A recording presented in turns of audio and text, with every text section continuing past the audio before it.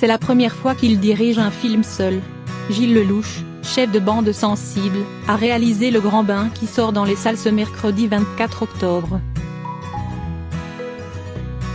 Pour ce grand plongeon, il met en scène et en maillot une troupe de quasi-quinquas déprimés qui se met à la natation synchronisée.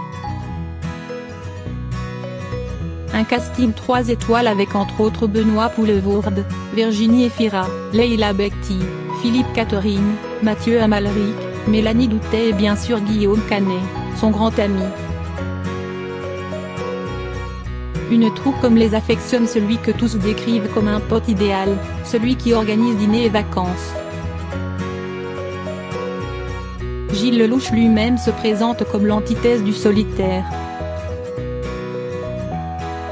Je suis persuadé que vivre ensemble, c'est mieux, clame cet électeur tendance gauche socialiste qui revendique son côté anti-Séguéla en affirmant qu'il regarde toujours ceux qui n'ont pas de Rolex.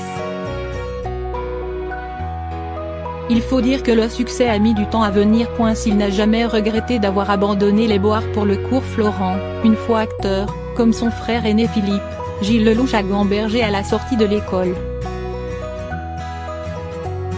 Jusqu'à ce qu'il se lance dans les clips vidéo, musique, publicité. Le grand public le découvre un peu plus tard avec Mon idole ou Jeux d'enfant, mais ce sont les petits mouchoirs qui, à 37 ans, lui offrent une plus grande popularité. Au même moment, il perd son père. Le chagrin a équilibré la griserie inhérente au succès, confiait-il à Libération. Une fausse réputation de fêtard. La réussite ne l'a plus quitté depuis. Dernier exemple en date, son personnage de DJ dans Le Sens de la Fête en 2017. S'il avoue s'attendre à un beau baby blues avec la sortie de son premier film aujourd'hui, le réalisateur semble apaisé, bien qu'agacé par l'époque, par le culte du corps, masculin notamment. Une dictature des ados qu'il dénonce dans Le Grand Bain.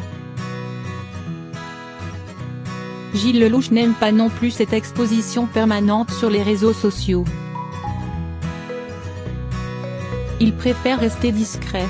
Séparé de Mélanie Doutet avec qui il a eu une fille, Ava, il partage désormais la vie de la créatrice de mode Alizée Guinochet et se dit fidèle en amitié comme en amour. Sa réputation de fêtard ? Pas usurpée, mais l'homme assure qu'il a levé le pied, rattrapé par son âge. À 46 ans, les lendemains sont parfois plus difficiles.